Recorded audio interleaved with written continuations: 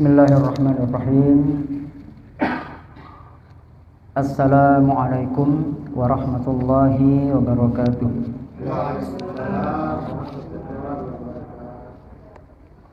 Alhamdulillahilladzi arsala rasulahu bil huda wa dinil haqq liyudhhirahu 'alad dini kulli wa kafa billahi syahida. Allahumma salli wa sallim wa barik ala nabiyyina wa maulana Muhammadin wa ala alihi wa ashabihi ajma'in, amma ba'd. Bapak Ibu serta seluruh jamaah yang dimuliakan Allah Subhanahu wa taala. Alhamdulillah kita bersyukur kepada Allah Subhanahu wa taala masih diberikan berbagai macam nikmat kepada kita, yang dengan nikmat-nikmat itu kita kemudian bisa hadir di tempat yang berkah ini dengan kajian yang juga insya Allah berkah. Salawat dan salam tak lupa kita curahkan kepada junjungan kita Nabiullah wa Rasulullah Muhammad sallallahu alaihi wasallam. Begitu juga para sahabat beliau, begitu juga dengan keluarga beliau, sahabat beliau, dan siapapun yang setia mengikuti jejak langkah perjuangan beliau. Jamaah yang dimuliakan Allah Subhanahu wa taala, insyaallah pada kesempatan yang mulia ini kita kembali melanjutkan kajian kita terkait tafsir juz ammah, ya. Ini kita masih di surah Al-Mutaffifin, surah ke-83. Dan insyaallah kajian tafsir ini merupakan kajian yang sangat penting bagi kaum muslimin. Kenapa penting? Karena tafsir itu bicara tentang Al-Quran. Tafsir itu bicara tentang kandungan Al-Quran. Sedangkan Al-Quran itu kita tahu adalah firman-Nya Allah Subhanahu wa taala. Zat yang kita yakini sebagai Tuhan kita. Maka ketika Tuhan kita, yakni Allah Subhanahu wa taala, mewahyukan Al-Qur'an ini kepada Nabi Muhammad sallallahu alaihi wasallam untuk manusia, maka seharusnya manusia mengkaji firman-firman Tuhan. Ya, firman-firman-Nya Allah Subhanahu wa taala. Kalau tafsir ini tidak dikaji, kemungkinannya satu, bisa jadi orang tidak paham apa yang dimaksud oleh ayat itu, ya. Yang kedua, kalau tidak paham bisa jadi lebih parah, salah paham.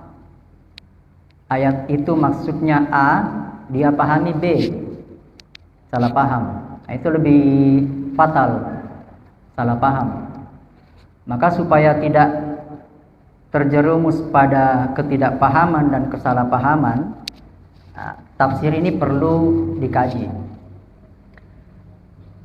Tafsir itu sendiri secara bahasa, ya, tafsir itu maknanya menyingkap. Jadi secara bahasa, tafsir itu dari kata fassara yufassiru, menyingkap, membuka. Ya. Kalau ada sesuatu yang tertutup kemudian dibuka, bisa terlihat. Tadinya kita tidak tahu berapa jamaah ibu-ibu yang hadir, tapi setelah disingkap, kirainya kita jadi tahu, oh yang hadir sekian. Nah, sama dengan Al-Quran, kalau kita tidak mengkaji tafsirnya, hanya membaca teks Qurannya, tidak mengkaji tafsirnya, itu masih tertutup bagi kita, masih samar. Ini maksudnya apa? Maka disitulah pentingnya kita mengkaji tafsir yang maknanya tadi secara bahasa adalah membuka sesuatu yang tertutup, ya. Kalau sudah terbuka itu ya kita bisa tahu, ya. Nah, Bapak Ibu yang dimuliakan Allah Subhanahu wa taala, pertemuan yang lalu, di bulan yang lalu kita sudah mengkaji 3 ayat, ya, surah Al-Mutaffifin. Kita ulangi sedikit sebelum kita lanjutkan supaya nanti tersambung, ya. Jadi Al-Mutaffifin itu artinya orang yang curang dalam timbangan. Meskipun kecurangannya itu cuma sedikit, ya. Jadi mengurangi timbangan meskipun hanya sedikit. Itu yang disebut dengan Al-Mutaffifin. Nah, di ayat pertama yang lalu, wailul lil mutaffifin, celakalah orang yang curang. Apa kecurangannya? Alladzina idza talu 'alan nasi yastawfun. Kecurangannya apa? Dijelaskan di ayat yang kedua, yaitu orang-orang yang apabila menerima timbangan atau takaran dari orang lain, mereka minta dipenuhi. Wa idza kaluhum aw wazanuhum yukhsirun. Tapi kalau mereka yang menakar atau menimbang untuk orang lain, mereka mengurangi. Nah, itu yang disebut al-mutaffifin. Nah, sampai di situ ayat ketiga. Kemudian ayat keempat, ini yang akan kita kaji pada malam hari ini. Ala yazunnu ulaika annahum mab'utsun. Tidakkah orang-orang itu, yaitu al-mutaffifin itu, ya, menyangka bahwa sesungguhnya mereka akan dibangkitkan. Nah, kita kaji ayat ini. Pertama, di ayat ini ada ungkapan di awal ayat ini ala, ya, ala. Apa itu ala? Nah, karena Al-Quran ini berbahasa Arab, maka otomatis kita perlu mengkaji unsur kebahasaannya, ya, bahasa Arab. Kalau kita dikirimi surat berbahasa Bugis, maka kita untuk bisa memahami isi surat itu ya harus belajar bahasa Bugis. Kalau suratnya tulisannya huruf lontara, untuk memahami isi surat itu ya kita harus pelajari huruf lontara. Ya, atau kalau kita tidak tahu, kita tanya kepada orang yang paham huruf lontara. Nah, baru kita bisa, oh maksudnya ini ya, surat ini. Al-Quran turun dalam bahasa Arab. Maka untuk memahami Al-Quran, perlu pemahaman juga terhadap bahasanya Al-Quran, yaitu bahasa Arab. Mustahil orang bisa memahami Al-Quran kalau tidak paham bahasa Arab. Ya, karena bahasa Al-Quran bahasa Arab. Ala dalam bahasa Arab di sini terdiri dari 2 huruf, ya, a dan la. A itu dalam bahasa Arab, dalam kalimat ini itu disebut harful istifham. Huruf alif di sini, hamzah dan alif, ya, di sini fungsinya untuk istifham, bertanya. Tetapi bertanyanya di sini itu bukan untuk minta jawaban. Tapi untuk apa? Allah Subhanahu wa taala di sini bertanya untuk apa? Allah Subhanahu wa taala di sini bertanya untuk menegur mereka, yaitu al-mutaffifin, orang-orang yang curang itu. Tegurannya apa? Tegurannya di sini ala yazunnu ulaika annahum mab'utsun.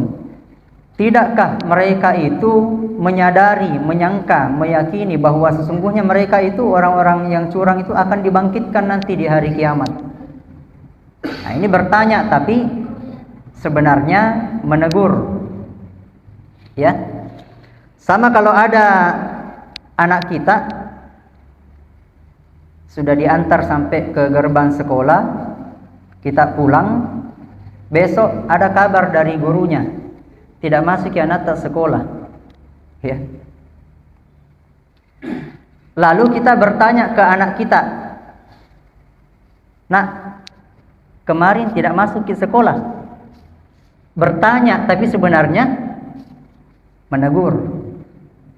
Nah, Allah Subhanahu wa taala kadang-kadang di Al-Qur'an itu menggunakan kata tanya tapi sebenarnya maksudnya menegur. Kalau orangnya peka bahasa.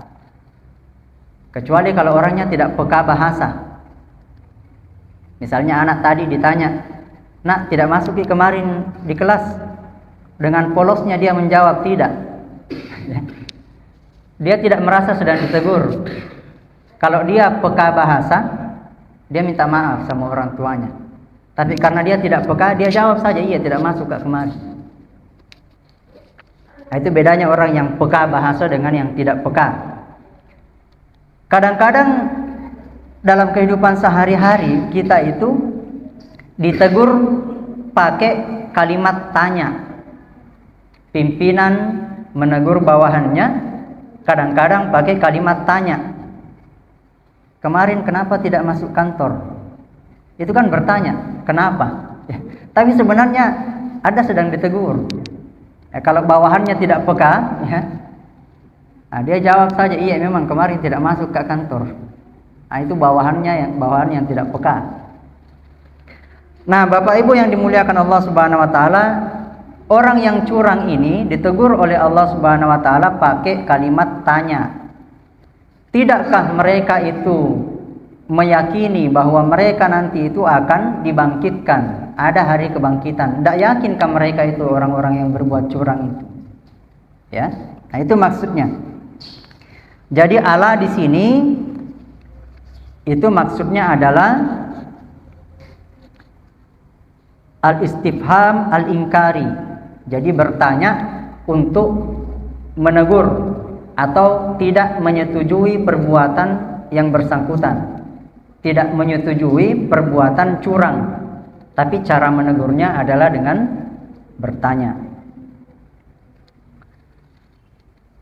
Dan ini juga di ayat-ayat yang lain itu bisa kita jumpai kata-kata Allah. Misalnya di surah Al-Baqarah, ya. Surah kedua ayat 12. Allah Subhanahu wa taala misalnya di sana menyatakan, "Ala innahum humul mufsiduna walakin la yash'urun." Sesungguhnya bukankah mereka lah yang sesungguhnya berbuat kerusakan, walakin la yash'urun, tapi mereka tidak merasa, ya, tidak menyadari. Nah, itu diantara makna Allah. Kemudian Bapak Ibu yang dimuliakan Allah Subhanahu wa taala, di sini ada kata yazunnu, ya. Yazunnu. Apa maksudnya yazunnu di sini? Yazunnu itu dalam bahasa Arab, kalau kita terjemahkan sehari-hari, dhanna yazunnu itu maknanya menyangka. Ya. Kalau kalimat ini digunakan sehari-hari itu dhanna yazunnu itu maknanya menyangka. Tapi kalau dalam bahasa Arab dhanna yazunnu itu bisa berarti menyangka, menduga, mengira, bisa juga berarti meyakini. Ya. Meyakini.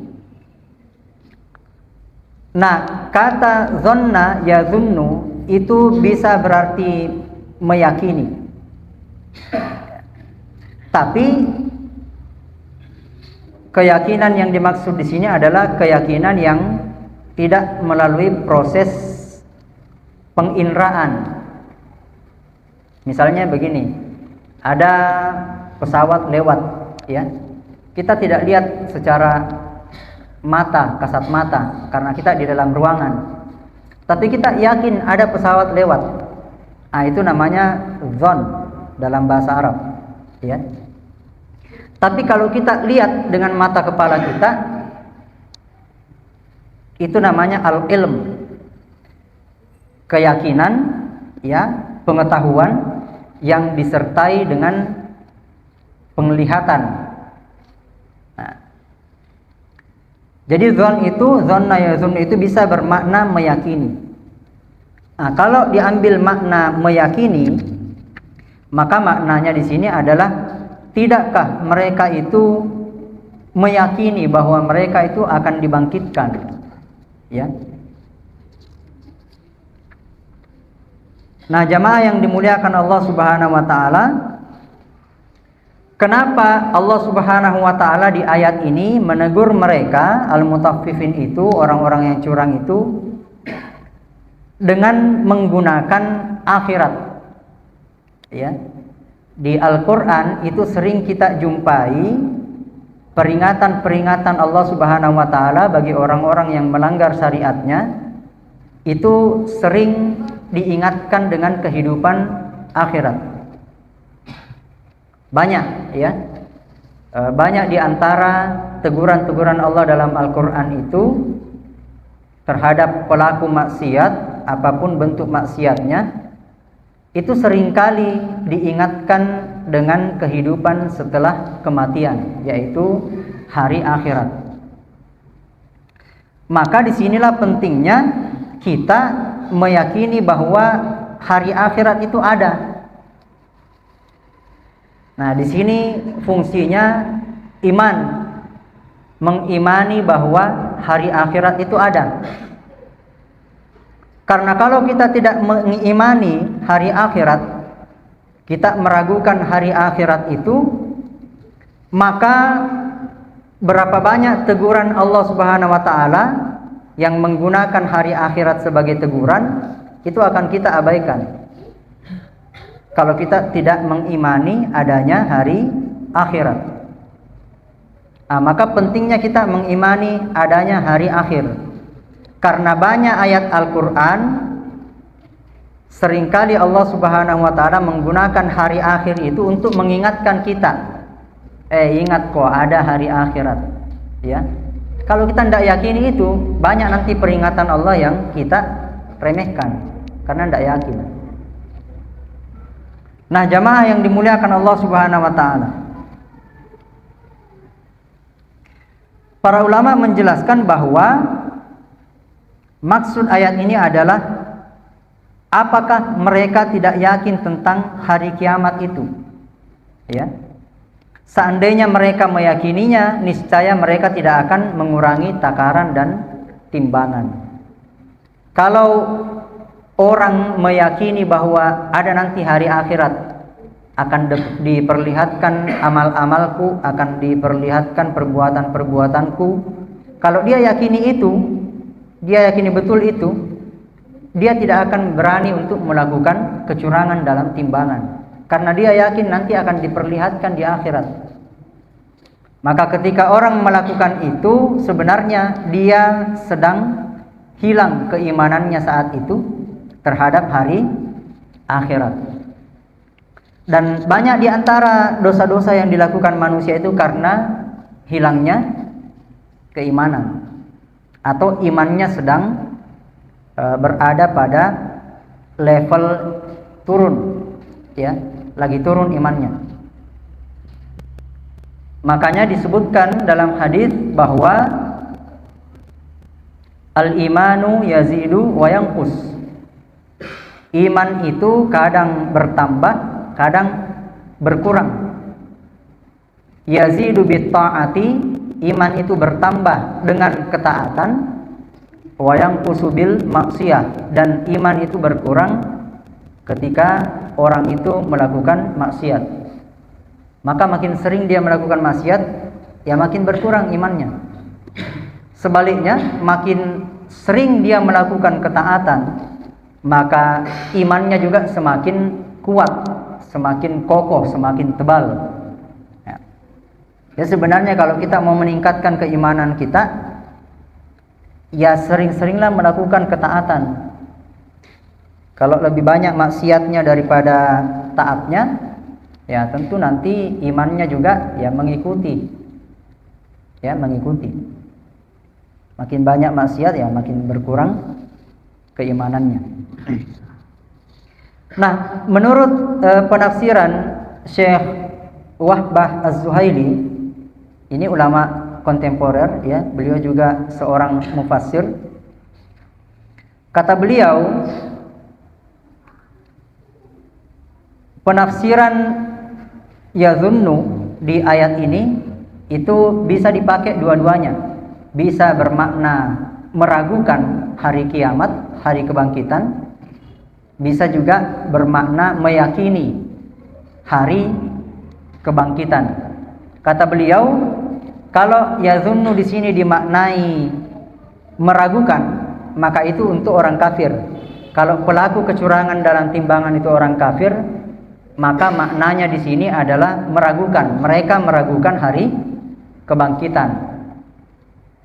Kalau maknanya meyakini, yazunnu dimaknai meyakini, maka itu kalau pelaku kecurangan itu orang mukmin. Mereka sebenarnya meyakini hari kebangkitan, ya.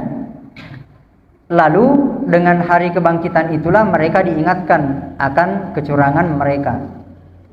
Jadi ini bisa dipakai dua-duanya. Menggunakan akhirat untuk mengancam ya pelaku kecurangan, baik pelaku kecurangan itu orang mukmin maupun orang kafir. Kalau dia orang mukmin, maka tentu dia meyakini ada hari akhirat. Maka pas kalau dia diancam dengan diingatkan akan adanya hari akhirat. Kalau dia orang kafir tidak meyakini hari akhirat, menurut ayat ini, kalaupun mereka tidak yakin 100%, setidaknya mereka menduga, menyangka bahwa hari akhirat itu akan ada. Menduga atau menyangka saja itu sebenarnya sudah cukup untuk membuat mereka was-was melakukan kecurangan. Ya. Sama kalau kita dulu sekolah, guru kita misalnya kadang-kadang tidak masuk mengajar. Ada PR nakasik, Ki. Ya. Besok PR itu sudah mau diperiksa sama beliau. Tapi kita tahu guru ini kadang hadir, kadang tidak. Ragu-ragu, Ki, besok hadir Ki atau tidak. Kira-kira lebih aman PR itu dikerjakan atau tidak? Ya. Pasti lebih aman dikerjakan saja, ya. Sama juga dengan ini. Orang kafir itu meskipun dia ragukan hari akhirat itu ada atau tidak ya, dia ragu-ragu, lebih aman dia tidak berbuat kecurangan. Seandainya hari akhirat betul-betul ada, dia tidak kena sanksi kecurangannya. Ya. Dan seandainya akhirat itu tidak ada, ya paling tidak dia tidak melakukan kecurangan. Jadi orang yang ragu saja tentang adanya atau tidak adanya hari akhirat harusnya meninggalkan tindakan kecurangan itu, ya. Nah, itu maksudnya ayat ini. Jadi zonna yazunnu itu bisa dua tadi maknanya, ya. Nah, ini penjelasan dari para ahli tafsir, ya. Kenapa zonna yazunnu bisa dimaknai meyakini hari akhirat, dan itu berarti orang mukmin itu bisa saja melakukan kecurangan. Ya. Coba Ki jalan-jalan di pasar-pasar. Yang menjual di sana mayoritas orang Islam atau orang kafir? Orang Islam. Ya. Dan jangankan di zaman kita, di zaman Nabi Shallallahu Alaihi Wasallam saja sudah ada orang Islam yang melakukan itu. Ya. Sudah ada orang Islam di zaman Nabi yang melakukan kecurangan dalam timbangannya, sudah ada. Nah, di sini disebutkan riwayatnya. Jadi perbuatan curang dalam timbangan itu pernah dilakukan oleh kaum muslim dari suku Aus dan Khazraj di Madinah. Ya, dia sudah masuk Islam. Ketika Nabi datang ke Madinah, ya, disebutkan dalam riwayat itu bahwa ketika Nabi SAW datang ke Madinah, mereka ini sudah melakukan praktek kecurangan dalam timbangan. Makanya ayat ini turun itu untuk mengingatkan orang kafir maupun orang mukmin. Jadi surah Al-Mutaffifin ini itu turun berkaitan dengan orang kafir, termasuk juga di dalamnya orang mukmin. Ya, bisa untuk semua orang. Jadi jangan dikira Al-Mutaffifin yang dimaksud di sini hanya orang-orang kafir. Ya, orang-orang mukmin juga bisa saja melakukan kecurangan dalam timbangan. Kemudian ayat berikutnya, jamaah yang dimuliakan Allah Subhanahu wa taala, ayat kelima. Tadi di ayat sebelumnya, di ayat keempat, mereka diingatkan dengan hari kebangkitan. Lalu di ayat yang kelima ini, hari kebangkitan itu disebut sebagai liyaumin azim. Liyaumin azim, pada suatu hari yang besar. Jadi hari kebangkitan itu di sini disebutkan sebagai yaumun azim, hari yang besar, hari yang agung, hari yang mulia, ya. Hari yang besar, hari yang agung. Kenapa disebut hari yang besar, hari yang agung? Karena pada hari itu urusan-urusan setiap orang itu menjadi perkara yang besar. Karena hari itu setiap orang mempertanggungjawabkan perbuatannya, maka tentu ini urusan yang besar. Ya, urusan yang besar. Di dunia saja kita mau, misalnya anak sekolah ya, mau ujian semester saja, itu bagi dia itu hari yang menegangkan, hari yang besar. Mau ujian semester, mau diuji sejauh mana dia menguasai pelajaran selama 6 bulan. Ini 6 bulan ini, ya. Bagaimana dengan akhirat yang kita ini mau diuji, mau ditanya-tanya, mau dimintai pertanggungjawaban bukan cuma 6 bulan, sepanjang hidup kita. Kalau usianya 50 tahun, ya 50 tahun itu dipertanggungjawabkan. Apa yang sudah kamu kerjakan 50 tahun? Kalau usianya 70 tahun, 70 tahun itu dipertanggungjawabkan. Apa saja kamu kerjakan itu 70 tahun. Maka ini urusan besar atau kecil? Urusan besar. Ya. Mau ujian semester saja tadi cuma 6 bulan mau dievaluasi, itu sudah urusan besar. Atau anak kuliahan S1, 4 tahun dia kuliah, tiba saatnya diuji, sidang skripsi, ya. 4 tahun itu dia mau pertanggungjawabkan apa yang dia dapat itu 4 tahun. Apakah dia layak mendapat gelar sarjana S1? Apa yang sudah dia kuasai selama 4 tahun itu diuji. Dan itu hari yang menegangkan. S2, S3 dan seterusnya, ya. Nah, bagaimana dengan ini? Seumur hidupnya mau dipertanggungjawabkan semuanya. Nah, ini tentu urusan yang sangat besar. Maka pantaslah kalau di ayat yang kelima ini, hari kebangkitan itu disebut yaumin azim, hari yang besar, ya. Karena besarnya urusan orang-orang di saat itu. Kenapa besar urusannya? Satu, karena di hari itu setiap manusia dihisab, amalan-amalannya dihisab, dihitung, diperhitungkan amalannya. Yang kedua, kenapa hari itu disebut yaumin azim? Selain manusia, setiap manusia dihisab, setiap manusia juga diberikan sanksinya.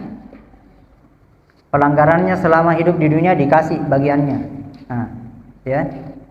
Makanya itu urusan yang besar. Kenapa urusan yang besar? Karena pada hari itu orang yang mukmin, beramal soleh, banyak ketaatannya kepada Allah Subhanahu wa taala, dimasukkan ke surga. Masuk surga itu urusan besar, bukan urusan kecil, ya. Sebaliknya, orang-orang kafir, ya, pelaku maksiat, orang-orang yang durhaka kepada Allah, mereka juga dimasukkan ke neraka. Masuk neraka itu urusan besar, bukan urusan kecil. Ya. Masuk tentara saja urusan besar, apalagi masuk neraka. Ya. Nah, ini urusan besar ini. Jadi pantaslah kalau disebut yaumin azim. Kemudian makna yang lain, kenapa Allah Subhanahu wa taala di ayat yang kelima ini menyebut ancamannya tadi hari kebangkitan itu sebagai yaumin azim, hari yang besar? Karena salah satu maknanya adalah untuk membandingkan. Kita tahu al-mutaffifin itu kan orang yang curang dalam timbangan, tapi curangnya cuma sedikit, bukan curang besar, ya. Bukan korupsi 71 triliun ini. Bukan. Hanya menimbang beras kurang sedikit berapa butir saja, ya. Itu kan remeh. Tapi dibalas dengan yaumin azim. Dibalas dengan hari yang besar. Jadi Allah Subhanahu wa taala itu membandingkan, ini sebenarnya pelanggaran kecil tapi sudah dikasih ganjaran yang besar. Bagaimana kalau pelanggaran yang besar? Nah, itu maksudnya. Pelanggaran kecil saja seperti ini, mutaffifin, curang dalam timbangan, meskipun curangnya cuma sedikit, itu saja sudah diganjar siksa oleh Allah yang luar biasa. Bahkan disebutkan hari itu hari yang agung, hari yang besar, yaumin azim. Ya, itu baru sedikit pelanggarannya. Apalagi kalau mencurinya 71 triliun. 571 triliun, 571 ya. Ada 500-nya. Nah, bagaimana kira-kira nasibnya mereka ini? Sedangkan al-mutaffifin saja yang pelanggarannya berapa butir beras sudah diancam siksa yang pedih oleh Allah Subhanahu wa taala. Bagaimana yang mencuri? Bagaimana yang menggunduli hutan itu masuk kantong pribadinya, ya? Bagaimana pelaku-pelaku proyek yang curang itu yang keuntungannya luar biasa miliaran? Kalau yang seperti ini saja diancam pedih seperti itu, apalagi mereka, ya? Nah, itu maksudnya yaumin azim. Kenapa disebutkan yaumin azim? Hari yang sangat dahsyat, hari yang sangat besar. Jadi kalau mau dibandingkan tidak imbang sebenarnya. Curang sedikit hanya beberapa butir, ya, dibandingkan dengan siksanya sebenarnya tidak imbang. Seharusnya orang yang curang itu pikir-pikir, ya, seharusnya pikir-pikir, ngapain curang sedikit-sedikit seperti ini, ya. Mungkin kalau ada orang yang pikirannya aneh-aneh, lebih baik mencuri banyak sekalian. Ya. Nah, itu diantara ancaman Allah Subhanahu wa ta'ala, ya. Kemudian berikutnya ayat ke-6, yauma yaqumun nasu lirabbil alamin, masih menjelaskan tentang hari kebangkitan. Kalau tadi di ayat sebelumnya hari kebangkitan itu disebut yaumin azim, hari yang besar. Di ayat ini ayat ke-6 hari kebangkitan itu disebutkan di sini menjelaskan yauma, pada hari itu yaqumun nasu, manusia berdiri, yaqumu, ya. Nanti kita jelaskan makna yaqumu itu apa. Sementara ini kita terjemahkan dulu. Yaqumun nas, manusia berdiri, lirabbil alamin. Kalau diterjemahannya diterjemahkan apa? Ayat 6, yaitu hari ketika manusia berdiri menghadap, ya, menghadap Tuhannya, menghadap Tuhan semesta alam. Nah, kita lihat tafsirnya. Yaqumun nas itu kalau kita baca tafsirnya itu bisa bermakna yaqumu, di situ bisa bermakna bangkit dari kubur. Ini menandakan bahwa setiap manusia pasti dibangkitkan nanti. Tapi bagaimana Mi? Sudah jadi tulang belulang Mi, tidak ada Mi dagingnya, tidak ada Mi apanya. Tidak ada yang susah bagi Allah. Allah bisa menciptakan kita dari tidak ada menjadi ada, apalagi ada tulangnya. Lebih mungkin lagi, ya. Lebih mungkin lagi bagi Allah untuk membangkitkan manusia yang tulang belulangnya masih ada. Sedangkan dari tidak ada saja bisa Allah adakan. Kita ini tadinya kan tidak ada. Ya. Tidak ada tulang-tulang tak, tidak ada otak tak, tidak ada apa tak, semua tiba-tiba diadakan oleh Allah Subhanahu wa taala. Bisa. Apalagi hanya membangkitkan manusia yang tulang belulangnya ada. Ya. Atau mungkin dia sudah jadi abu, ya. Masih bisa bagi Allah Subhanahu wa taala. Tidak ada yang mustahil bagi Allah. Kalau Allah mau membangkitkan, dibangkitkan. Nah, itu maksudnya yaqumun nas, bangkit dari kuburnya.